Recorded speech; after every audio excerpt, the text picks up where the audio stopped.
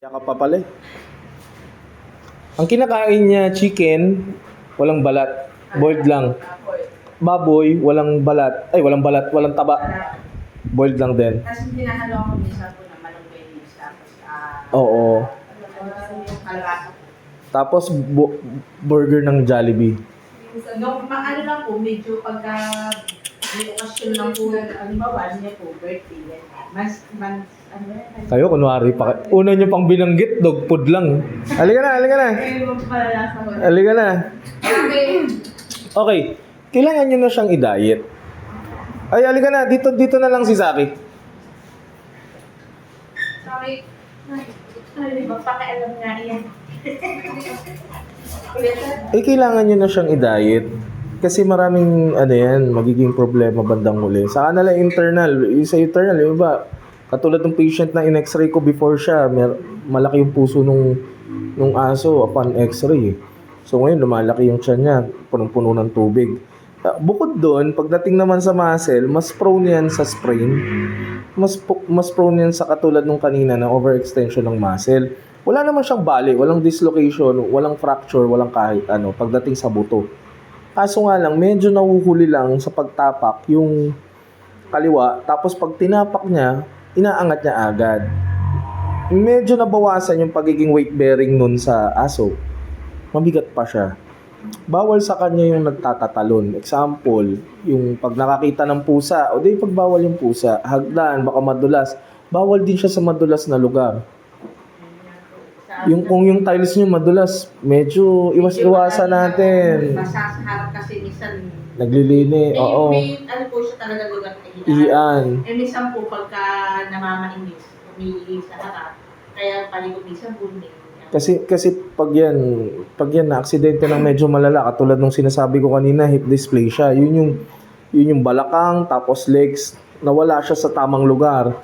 Hindi yun nakukuha ng simpleng gamot eh. May correction dun at medyo mabigat. At pag nangyari yun sa kanya, pag nakita nyong ika-ika yung likurang parte ng ano niya, yung sa legs niya sa likod, takbo nyo agad dito kasi pag pinatagal nyo yun ng kahit more than 24 hours, wala, correction na tayo ng surgery nun pag ganun. Okay? So, i-diet nyo siya, ha? Hindi naman ibig sabihin na, kunwari, from ilang beses siya kumakain sa isang araw? 2 beses sa umaga at 3 tahan po.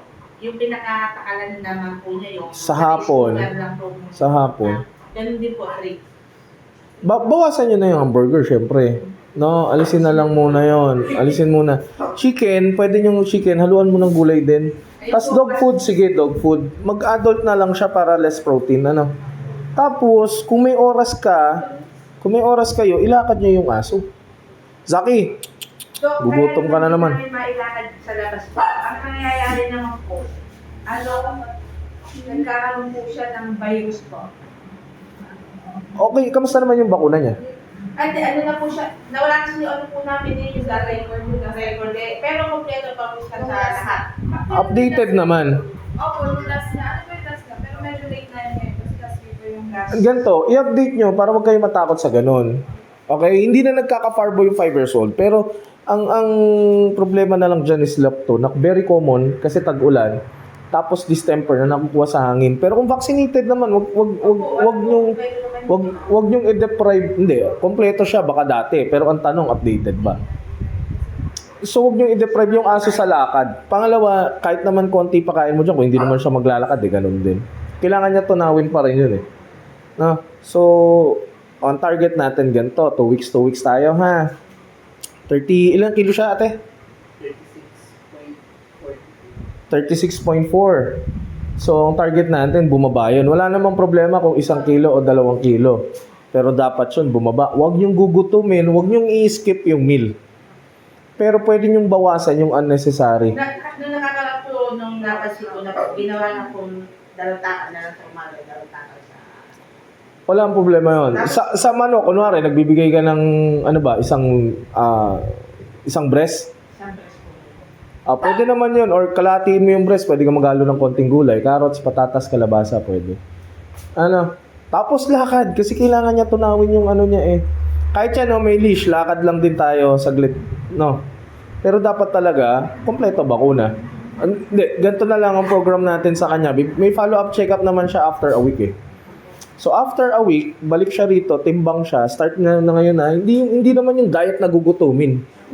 Pero yung ano lang, Yung gaya ng dating 3, yun nga po ginagawa ko na. sa hapon, ilan? Dalawa lang din. Oh, Kasi 3. Hasta, almusal, saka Coca-Cola. kumilo na siya oh. Tapos bukod pa nga po doon, yun, yung kumakain pa po ng manok. Oo, tapos baboy wala muna. Okay na yung chicken. White meat. No.